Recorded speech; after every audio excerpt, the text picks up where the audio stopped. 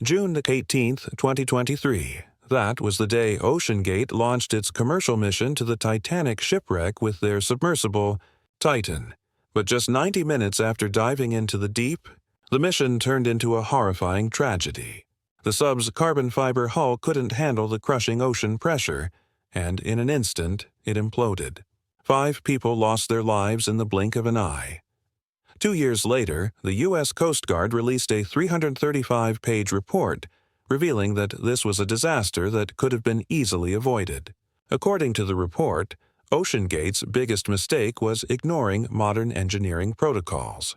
Their manuals were incomplete and their testing methods unsafe. Even after warning signs from earlier dives, they continued using Titan without properly checking the hull. This wasn't a small technical glitch. It was deliberate negligence.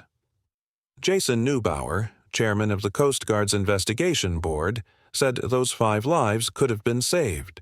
The Titan's hull was made from carbon fiber, a material that had never been used in any deep-sea vessel before.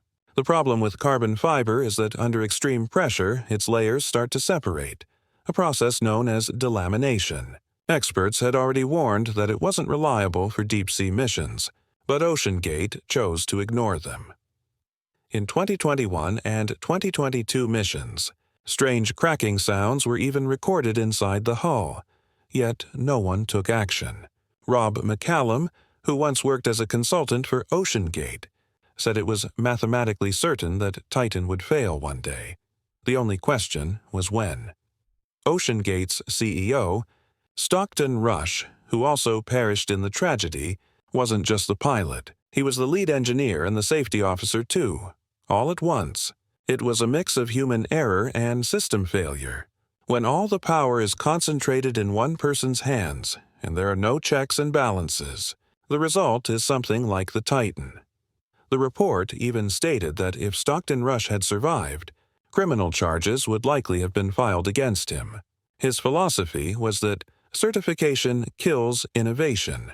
So he deliberately avoided getting Titan certified by any official authority. Inside the company, talking about safety was almost forbidden. Anyone who raised concerns was ignored or fired. In 2018, the operations director was dismissed just for submitting a safety report to Rush. Rush told him, "Your conservative approach goes against my vision." The message was clear. Talk about safety, and you lose your job. Despite being a high-tech machine, the Titan was operated using a modified PlayStation controller, and the pilot manuals were incomplete. Some sections literally said, "to be determined," meaning nothing had been finalized yet. The entire deep-sea operations guide was just 4 pages long, a joke. But that joke cost 5 people their lives. Communication between the sub and the surface ship was done through delayed text messages, even though real-time voice systems are the industry standard. OceanGate skipped that feature, just to save money. The investigation also revealed the company was under severe financial strain. In 2023, employees were even asked to skip their salaries for a while, with the promise they'd get paid later. Stockton Rush was reportedly funding the company from his own pocket. As experienced engineers left, inexperienced ones were handed the complex task of building a deep-sea submersible. One former director even said, "The Titan felt more like a high school science project," and the team matched that level.